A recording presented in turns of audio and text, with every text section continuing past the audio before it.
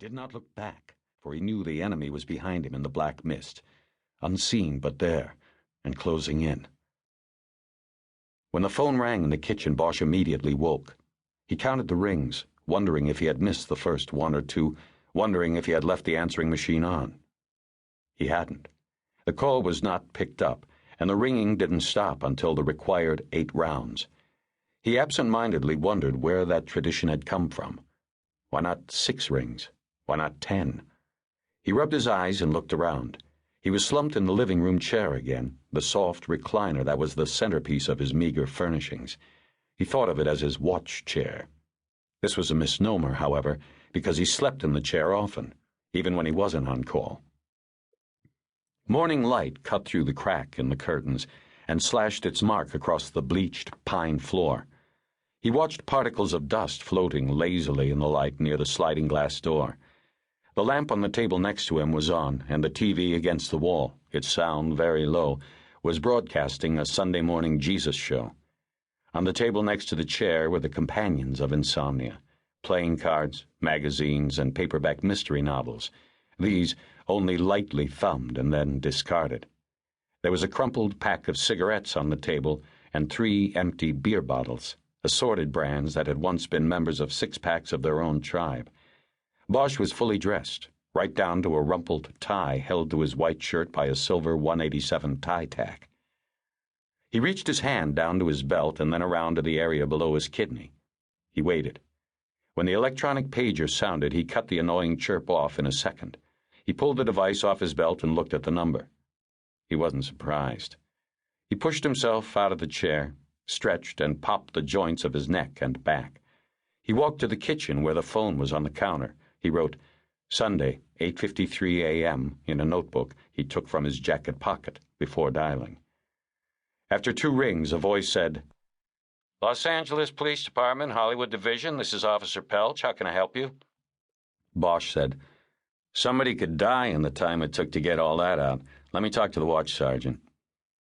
Bosch found a fresh pack of cigarettes in a kitchen cabinet and got his first smoke of the day going. He rinsed dust out of a glass and filled it with tap water, then took 2 aspirins out of a plastic bottle that was also in the cabinet. He was swallowing the second when a sergeant named Crowley finally picked up. What, did I catch you in church? I rang your house, no answer. Crowley, what have you got for me? Well, I know we had you out last night on that TV thing, but you're still catching, you and your partner, all weekend. So that means you got the DB up at Lake Hollywood, in a pipe up there. It's on the access road to the Mulholland Dam, you know it? I know the place. What else? Patrol's out, ME, Sid notified. My people don't know what they got except the DB. Stiff's about 30 feet into this pipe there. They don't want to go all the way in, mess up a possible crime scene, you know. I had him page your partner, but he hasn't called in. No answer at his phone either. I thought maybe the 2 of you was together or something. Then I thought, nah, he ain't your style, and you ain't his. I'll get a hold of him.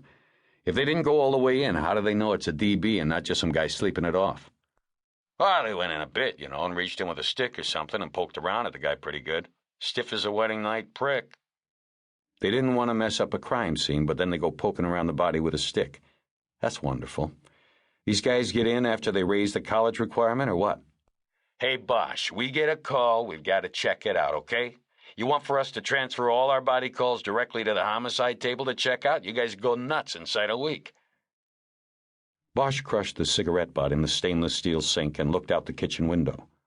Looking down the hill, he could see one of the tourist trams moving between the huge, beige sound studios in Universal City. A side of one of the block-long buildings was painted sky blue with wisps of white clouds, for filming exteriors when the natural L.A. exterior turned brown as wheat. Bosch said, How'd we get the call? Anonymous to 911. A little after 0400, dispatcher said it came from a payphone on the boulevard. Somebody out screwing around found the thing in the pipe. Wouldn't give a name. Said there was a stiff in the pipe, that's all. They'll have the tape down at the comm center. Bosch felt himself getting angry. He pulled a bottle of aspirin out of the cabinet and put it in his pocket. While thinking about the 0400 call, he opened the refrigerator and bent in. He saw nothing that interested him. He looked at his watch. Crowley, if the report came in at 4 a.m.